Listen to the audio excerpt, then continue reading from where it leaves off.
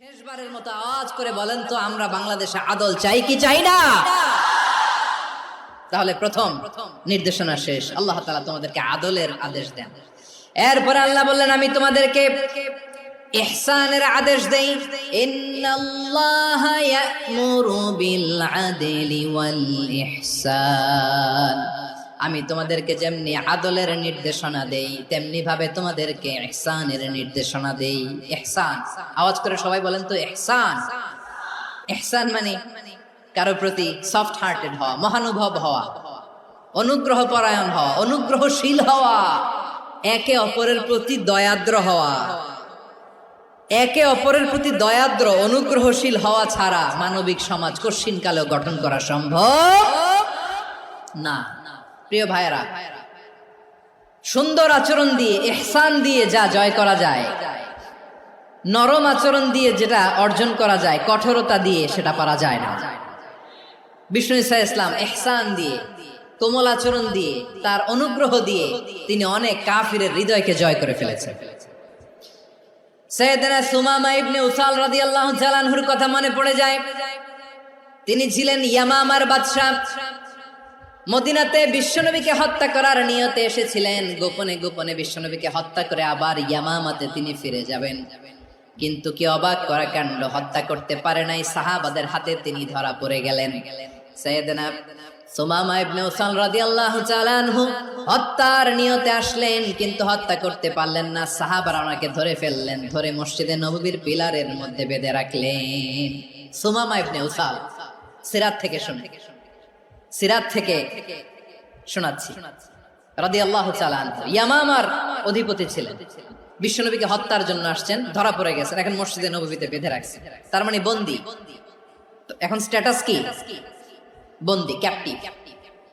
তো বিষ্ণু ঈসা ইসলাম সাহাবাদেরকে বললেন, তার খোঁজ খবর নিও, সুমামা ইবনে উসালের খোঁজ খবর নিও। সাহাবার বলেন, ইয়া রাসূলুল্লাহ, আপনাকে হত্যা করতে এসেছে, তার তো কঠিন ক্যাপিটাল পানিশমেন্ট হওয়া দরকার, কঠিন শাস্তি হওয়া দরকার। বিশ্বনবী বললেন, না, আমি যেটা জানি তোমরা সেটা জানো না, তোমরা সুমামার সাথে ভালো আচরণ করো।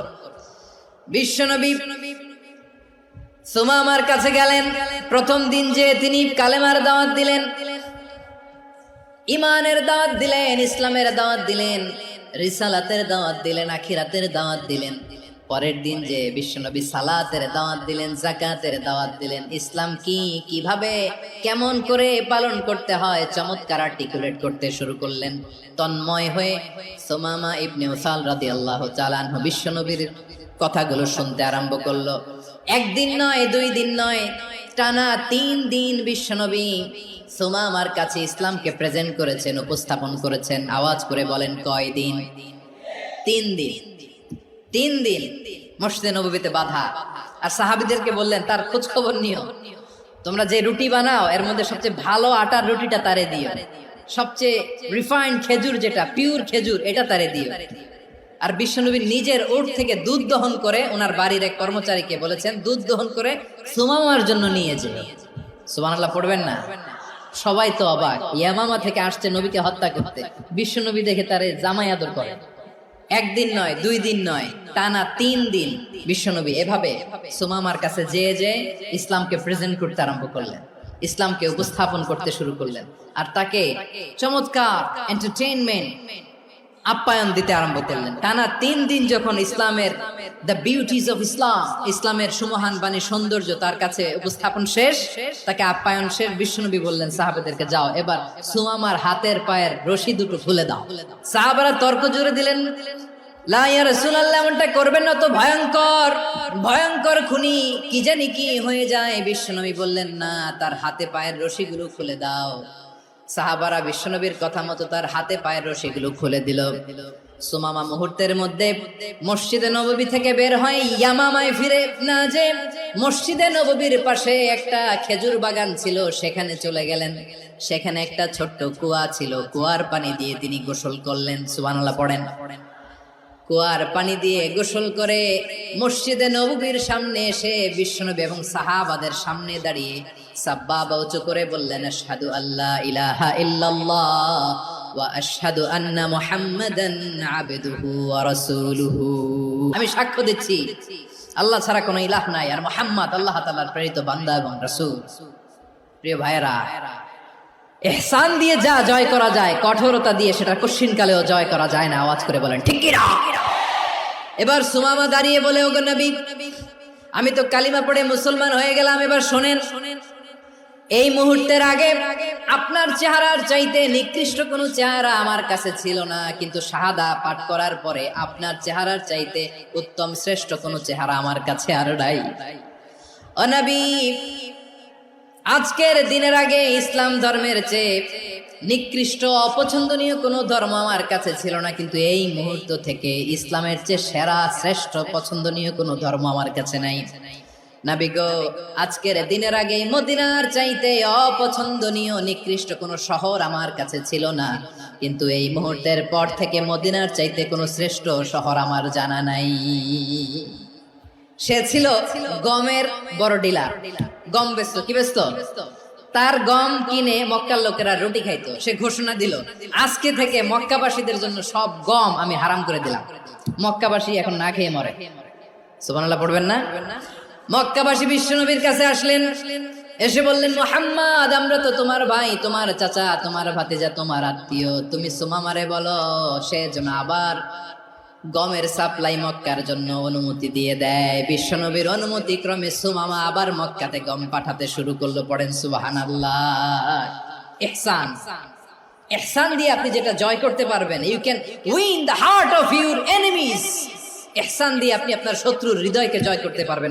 এজন্য আল্লাহ বললেন, ওয়া আনফিকু ফি সাবিলিল্লাহি ওয়া লা তুলকু বিআইদিকুম ইলাত তাহলুকা ওয়া আহসিনু ইন্নাল্লাহা ইউহিব্বুল মুহসিনিন। তোমরা আল্লাহর রাস্তায় দান করবে আর নিজেরা নিজেদেরকে ধ্বংসের হাতে ঠেলে দিও না। তোমরা একে অপরের প্রতি ইহসান করবে, কারণ ইহসানকারীদেরকে আল্লাহ বড্ড ভালোবাসেন। সুবহানাল্লাহ পড়েন। আবার সূরা রহমান আল্লাহ বললেন, হাল জাযাউল ইহসানি ইল্লাল ইহসান ফাবিআইয়ি আলা, সবাই পড়েন, ফাবিআইয়ি আলাই রাব্বিকুমা তুকাযযিবান। ইহসানের প্রতিদান হিসেবে ইহসানি হয়। বিশ্বনবী সুমামার প্রতি যেমন ইহসান করেছেন, সুমামাও ঠিক তেমন ইহসান ফিরিয়ে দিয়েছে। ঠিক কিনা বলেন? তাহলে এক নম্বরে হচ্ছে আদ, ন্যায় বিচার। দুই নম্বরে সবাই বলেন ইহসান, সদাচরণ। ইহসান দুই ধরনের প্রিয় ভাইরা, ইহসান ফিল ইবাদা, ইহসান ফিল মুআমালা।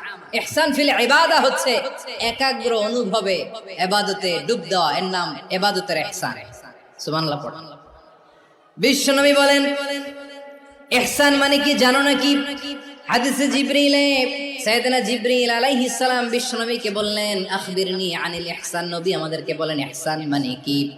বিশ্বনবী বললেন, আনতা আবুদাল্লাহা কাআন্নাকা তারাহু ফাইন লাম তাকুন তারাহু ফাইন্নাহু ইয়ারাক। ইহসান মানে হলো এমন ভাবে তুমি আল্লাহর সামনে নিজেকে উজাড় করে ইবাদত করবে, তুমি ভাববে তুমি আল্লাহকে দেখতে পাচ্ছ। আর এটা যদি ভাবা তোমার জন্য কঠিন হয়ে যায়, অন্তত এতটুকু তুমি ভাববা যে আল্লাহ তোমাকে দেখতে পাচ্ছেন। ঠিক কিনা বলেন? ও আমার বীর চট্টলার ভাইয়েরা, কেউ যেটা দেখে না সেটা দেখে কে? এই বিশ্বাস হৃদয়ের মধ্যে আছে? নামাজে যখন দাঁড়ান এই ফিলিংসটা আনা যাবে? এসা পর্যন্ত যে আমরা হায়াত পাবো কোনো গ্যারান্টি আছে? সবাই আওয়াজ করে বলেন, গ্যারান্টি আছে? গ্যারান্টি নাই। এই জন্য বিষ্ণু ইসলাম বলেছে, এমন ভাবে নামাজে দাঁড়াও, ইবাদত করো, মনে করো হতে পারে এটাই আমার জীবনের শেষ নামাজ। Perform the salah as if this is your last and final prayer. এমন ভাবে সালাতে দাঁড়াও, ভাবো হতে পারে এটাই তোমার জীবনের শেষ নামাজ। এমন ভাবে নামাজে দাঁড়াও, ভাবো এটাই শেষ নামাজ। তাহলে নামাজে একাগ্রতা বাড়ায় দিবে কে? ফলে ইবাদতের ইহসান আমাদের অর্জিত হবে। আর মুআমালাতে ইহসান হলো, বিশ্বনবী বলেন, ইন্নাল্লাহা তাবারাকা ওয়া তাআলা كتب الإحسان على كل شيء فإذا قتلتم فأحسنوا القتلة وإذا ذبحتم فأحسنوا الذبح وليحد أحدكم شفرته وليرح ذبيحته। ইহসান দুই ধরনের, আওয়াজ করে বলতে হবে কয় ধরনের? একটা হচ্ছে ইহসান ফিল ইবাদা, ইবাদতে ইহসান। ইবাদতে ইহসান কি? একাগ্র অনুভব দিয়ে ইবাদত করা, মন প্রাণ দিয়ে ইবাদত করা। আর মুআমালাতে ইহসান কি?